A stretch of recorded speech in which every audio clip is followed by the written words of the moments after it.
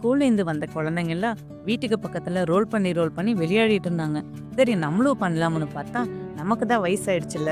அதனால நான் என்ன பண்ணேன், சோயா சப்பாத்தி ரோல் செஞ்சு பார்த்தேன். ஆனா என்னையே அந்த ஏஜ் கொண்டு போய் விட்டுச்சுன்னா பார்த்துக்கங்களேன். சரி வாங்க வீடியோக்குள்ள போவோம். ஒரு பவுல் சோயா சங்க்ஸ்க்குள்ள ஹாட் வாட்டர் ஊத்தி ஒரு ஓரமா வச்சுக்கோங்க. அதுக்குள்ள ஒரு மிக்சர் ஜார்ல மயோனைஸ்க்கு தேவைப்படுற எல்லா இன்கிரீடியன்ஸும் போட்டு ரொம்ப நைஸா அரைச்சு வச்சுக்கோங்க. நான் ஐஸ் வைக்கல, நைஸா தான் சொன்னேன். ஊற வச்ச சோயா சங்க்ஸ்க்குள்ள கொஞ்சம் உப்பு, கொஞ்சம் காரப்பொடி, கொஞ்சம் மஞ்சத்தூள், கொஞ்சமா தயிர் ஊத்தி நல்லா மேரினேட் பண்ணி வச்சுக்கோங்க. பண்ணிட்டே இருக்கும்போது பக்கத்துல இருக்கிற ஃப்ரெண்டு, அடுத்து மாவு பத்தி தானே ஊட்ட போற அப்படின்னு சின்னதா கலாய்ச்சாங்கங்க. உடனே நான் சிரிச்சுட்டு, இல்லைங்க, நான் மாவு பத்தில இப்போ உருட்ட மாட்டேன், நான் இப்படிங்கிறதுக்குள்ள ரெடி பண்ணிடலாம் அப்படின்னு தாங்க சொன்னேன்.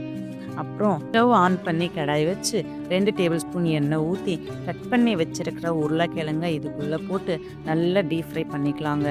ஏற்கனவே மேரினேட் பண்ணி வச்சிருக்கிற சோயா சங்க்ஸ் இதுக்குள்ளே போட்டு நல்லா மிக்ஸ் பண்ணி ஸ்டவ் ஆஃப் பண்ணிக்கலாங்க. ஹார்டாக இல்லாமல் சப்பாத்தி இந்த அளவுக்கு சாஃப்டாக ரெடி பண்ணி வச்சு அதுக்கு மேலே மயோனைஸ் நல்லா ஸ்ப்ரெட் பண்ணி விட்டுக்கலாங்க. ஸ்ப்ரெட் பண்ண மயோனைஸ் மேலே சோயா சங்க்ஸ் போட்டு கொஞ்சம் முட்டைக்கோசு, கொஞ்சமாக கேரட்டு, கொஞ்சமாக வெங்காயம், கொஞ்சமாக துருவன முட்டை போட்டு அடுத்து என்னங்க ரோல் பண்ணுறேன்னு நினச்சிங்களா? கண்டிப்பாக இல்லைங்க. இந்த வீடியோ உங்களுக்கு பிடிச்சிருக்குன்னு நினைக்கிறேன். போகிற போக்கில் ஒரு ஹார்ட் சிம்பிளை தட்டி விட்டு போங்களேன்.